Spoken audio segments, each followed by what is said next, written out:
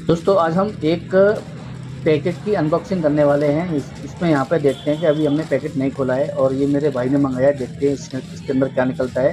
Actually इसके अंदर watch होनी चाहिए जो कि मेरे भाई ने ऑर्डर की थी, तो अभी इसने मुझे बताया है। तो चलिए देख लेते हैं कौन सी वॉच है और किस तरीके की वॉच है। ये 200 से 250 रुपये की इसने बताई है मुझे, तो देख लेते हैं इसमें कौन सी वॉच है। तो ये है इसके, वाओ ये मस्त है यार, 250 रुपये में अच्छी वॉच है।